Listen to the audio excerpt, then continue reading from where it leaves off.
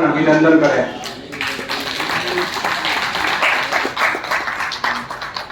Doctor Sunilam साहब का स्वागत बंधन अभिनंदन करें।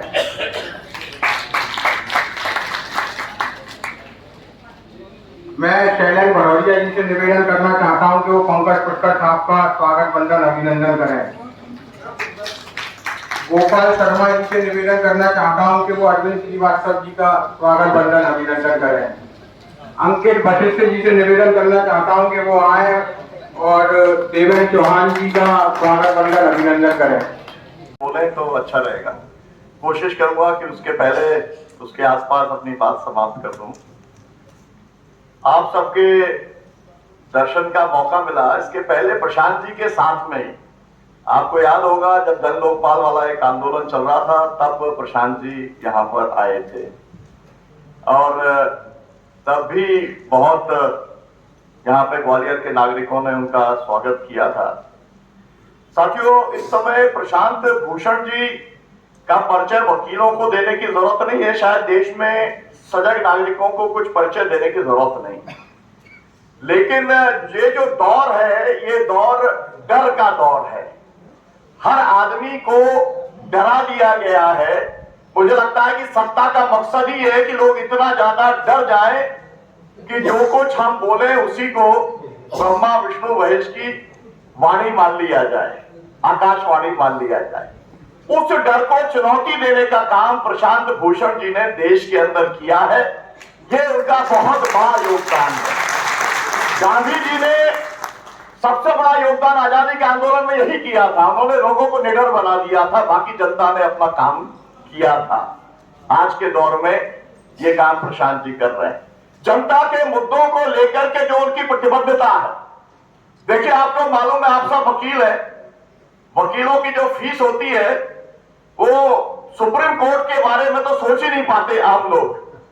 लेकिन हमने ये देखा है पूरी जिंदगी में, मैंने 30 साल से देख रहा हूं कि प्रशांत जी के पास में पूरे देश के कोई भी जनता के सामूहिक मुद्दों को लेकर के कोई भी संगठन, कोई भी व्यक्ति चला जाता है तो प्रशांत जी ना तो कोई सिफारिश का इंतजार करते हैं और ना कोई मीडिएटर का इंतजार करते हैं, सुप्रीम कोर्ट में खड़े हो जाते हैं। इसके लिए विशेष तौर पर मैं ग्वालियर के नागरिकों की ओर से, मध्य प्रदेश के सजग नागरिकों की ओर से उनको मैं धन्यवाद और बधाई देना चाहता हूं। तीसरी बात यह है, बहुत ज्यादा डर होता है बॉस का, चीफ जस्टिस का तो सबसे ज्यादा डर रहता है। लेकिन ये वो परिवार है, शांति भूषण जी को मैं याद करना चाहता हूं, कानून मंत्री भी रहे, जिन्होंने की 4 लिफाफे के अंदर जो चीफ जस्टिस ऑफ इंडिया के जो भ्रष्टाचार के जो मामले थे उसका बाकायदा एनवलप में डाल करके उन्हीं को पकड़ा दिया था कि भैया चाहो तो उसकी जांच कर लो, लेकिन इस देश में आज तक उसकी जांच नहीं करवा पाए। ये स्थिति है, लेकिन ये काम करने की हिम्मत किसी की पड़ती नहीं है, लेकिन वो हिम्मत प्रशांत भूषण जी की है। इसके लिए भी उनका अभिनंदन है। और इसके साथ में न्याय के पक्ष में खड़े रहते हैं। ये तो आप रोज, आप और हम सब यूट्यूब पे देखते हैं, गोदी मीडिया तो उनको दिखाता नहीं है। मैं साथियों आपको 3 पर्चे आपके बीच में बटे होंगे। मैं जरूर चाहता हूं कि उन पर्चों को आप जरूर पढ़ें, क्योंकि आज के हालात को लेकर के, लोकतंत्र की जो हालात है इस देश के अंदर, मैं तो ये चाह रहा था, मैंने बहुत कोशिश की थी गुरुदत्त जी से ये कहने की, निवेदन करने की आपसे, state of democracy in India, इसी के ऊपर बोलने के लिए बुलाइए। लेकिन जो है गुरुदत्त जी ने कहा कि नहीं नहीं, ये सब जो है, ये 3 जो कानून पारित हुए हैं ये पूरे देश के नागरिकों के लिए बहुत खतरनाक है, इसके ऊपर जरूर हम बुलाना चाहते हैं। तो मेरा अनुरोध ये रहेगा प्रशांत जी से कि आप वो तो बोलिए, लेकिन मुख्य तौर पर स्टेट ऑफ डेमोक्रेसी जो है उसके बारे में आपसे बेहतर कोई जानता नहीं है। अंदर की इंसाइट भी किसी के पास नहीं है और विश्लेषण की दृष्टि भी बहुत कम लोगों के पास है। तो अगर आप उसके ऊपर बोलेंगे तो आपके आने का ग्वालियर के नागरिकों को पूरा लाभ मिलेगा। मैं 2-3 बातें कहना चाहता हूं। मेरे हिसाब से इस समय जो 2 सबसे बड़े सवाल है, एक सवाल यह है कि इस देश के अंदर तानाशाही थोपी जा रही है और दूसरा सांप्रदायिक कट्टरता, ध्रुवीकरण जो है उसको राजनीतिक हथियार बनाने का काम किया जा रहा है। मुझे लगता है कि ये सबसे बड़े दो सवाल हैं, दो खतरे हैं। मैं बेरोजगारी की अगर बात करूं जो मूल सवाल है, क्योंकि लोग कहेंगे कि भाई ये तो आप एब्स्ट्रैक्ट में बात कर रहे हैं, तो देश युवाओं का देश है। 60% युवा होने वाले हैं हमारे यहां पर। लेकिन आप अगर देखेंगे कि पूरी आजादी के 76 वर्ष के बाद में सबसे ज्यादा बेरोजगारी इस समय है, और अभी जो आंकड़ा आया है वो बताता है कि 83% जो युवा हैं वो इस समय बेरोजगार हैं, युवा पॉपुलेशन के। मेरा मतलब है कि उनकी जो भागीदारी होनी चाहिए राष्ट्र निर्माण में, वो तो जवान है, वो तो देना चाहते हैं, लेकिन आपके पास में उनके लिए रोजगार नहीं है। ये एक बड़ा सवाल है। मैं बाकी जनरल सवालों पर नहीं बोलूंगा, लेकिन क्योंकि आप मध्य प्रदेश में आए, मध्य प्रदेश में इस समय 5 साल में 30,000 सरकारी स्कूल बंद हो गए। सरकारी स्कूल में गरीब के बच्चे पढ़ते हैं, ये कहना चाहता हूं।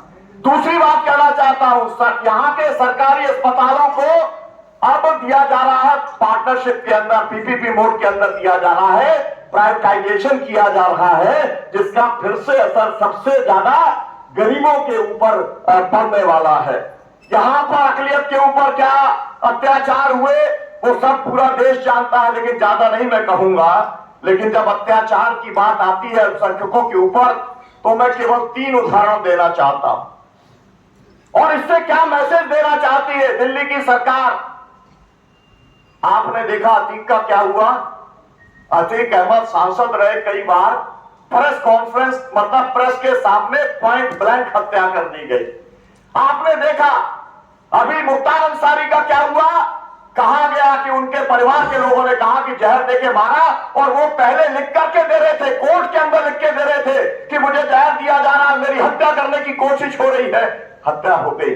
आजम खान जिसने एक यूनिवर्सिटी बनाई, 123 मुकदमे, बकरी चोरी करता है। जो आदमी 8 बार विधायक रहा है, सांसद रहा है, 5-7 बार मंत्री रहा है, वो बकरी चोरी का भी केस उसके ऊपर लगा हुआ है। मेरा कहने का मतलब यह है कि आप किसी देश के समुदाय को आप द्वितीय श्रेणी का नागरिक बना करके आप उसको इतना ज्यादा डरा दो कि तू सांसद बन जाएगा, मंत्री बन जाएगा, कितना पॉपुलर हो जाए, कितनी तेरी ताकत हो जाए, हम जब चाहेंगे तेरे को गोली से मार देंगे।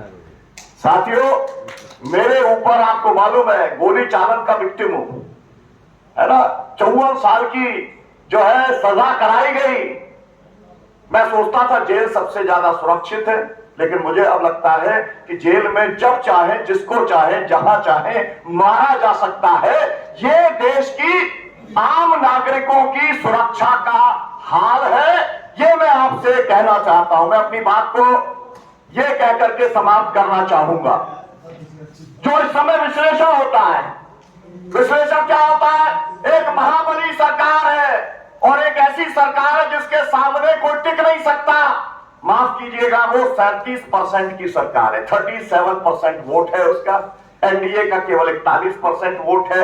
ये फैक्ट लोगों को चुनाव के समय याद रखना चाहिए। ये मेजॉरिटी की गवर्नमेंट नहीं है, मतलब मेजॉरिटी की मतदाताओं की ये सरकार नहीं है। दूसरी बात, ध्रुवीकरण की अगर ये सरकार अपने आप को मानती है, उसे लगता है कि ध्रुवीकरण ही एक फॉर्मूला हमने इजाद कर लिया जिससे हम चुनाव जीत सकते हैं।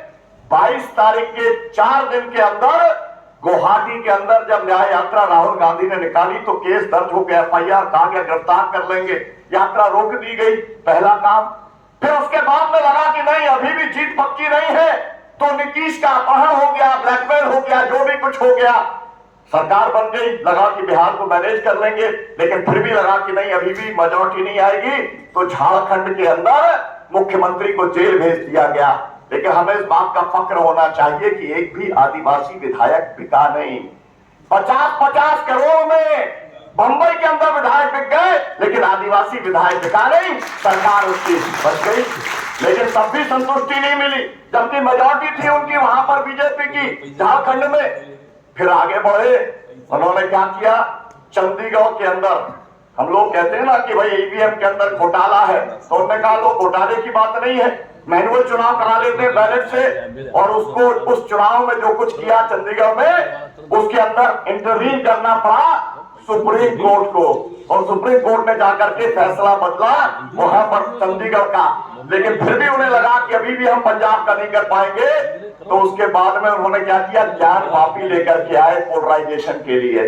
उससे भी लगा कि नहीं जीत पाएंगे, तो फिर जिस परिवारवाद के खिलाफ में बोलते हैं तो राज ठाकरे को भी लेकर के आ गए, सीता सोरेन को भी लेकर के आ गए, चिराग पासवान को भी लेकर के आ गए, लेकिन लगा कि मामला बनेगा नहीं, तो फिर इलेक्ट्रोल बॉन्ड का मामला इस बीच में आ गया, जिसके विशेषज्ञ जो है प्रशांत भूषण जी है। हमें उम्मीद करते हैं कि जब वो बोलेंगे तो जो तथ्य वो आपके बीच में रखेंगे, मुझे लगता है कि इन तथ्यों को अगर पूरा देश जान जाए तो भ्रष्टाचार को लेकर के एक बार बोफर्स का एक बार करके पूरा सफाया हुआ था, फिर 5 लाख करोड़ की जो है भ्रष्टाचार को लेकर के एक बार देश के अंदर फिर एजेंडा बन गया था। मुझे लगता है कि अकेला इलेक्टोरल बॉन्ड का महा घोटाला, और वो भी सीतारमण जी मतलब वित्त मंत्री के पति कह रहे